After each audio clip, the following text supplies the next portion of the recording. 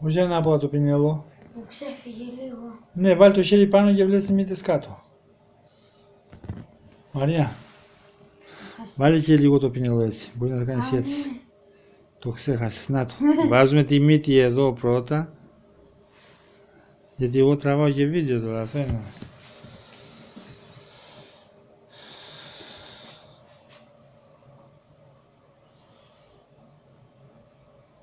Σωστά. Και γύρνα ανάποδα το πινέλο να κάνεις πάνω γραμμή τώρα.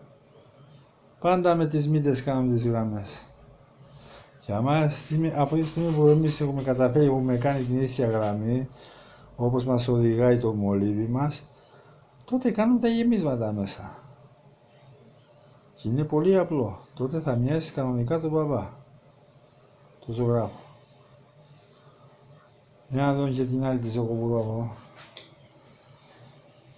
Μπράβο, ένας άλλος ζωγράφος, ένα άλλο ταλέντο. Το ταλέντο του μυαλού. Ναι, βάλε λίγο μπογιά, Αγγελική. Όπα, έχεις μπογιά εδώ πάνω, Αγγελική. Έχεις εδώ πάνω μπογιά. Με οικονομία την μπογιά, είναι πανάγριβη. 2,5 ευρώ έκανε όλο αυτό. 2 ολόκληρα, 2,5 ευρώ. Ναι, Μαρία, για να πάρει κάποιος 2,5 ευρώ, σου κάνει το ζητιάν στο φανάρι για πολλές ώρες αυτός να αρκωμανίσει που τον πληρώνω εγώ.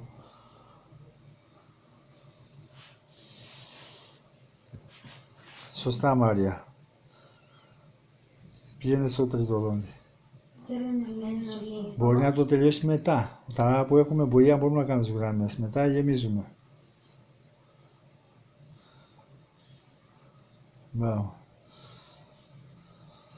Ωραία. Θα να το φτιάξετε όπως στην εικόνα. Και αν θέλω εγώ π.χ. να κάνω κάτι άλλο. Μετά.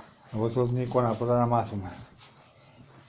Μετά τα υπόλοιπα. Εγώ θέλω να κάνω και τσέπη. Και το τζουρουνά τη μύτη την κάνουμε κίτρινη.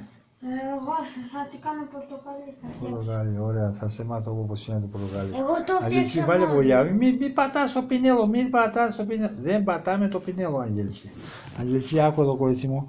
Παίρνεις λίγο μπογιά εδώ που έχει πολύ ακόμα, χωρίς να πατήσεις. Λοιπόν, και πας και βάζεις εδώ. Γυρνάμε το πινέλο και λίγο από την άλλη μεριά, γιατί έχει κάνει την μπογιά. Αλλιώς βουτάμε εδώ κάτω, παίρνουμε την μπογιά από τη θέση. Και που τα έχεις κάνει εκεί σαν χαλασμένα αυγά.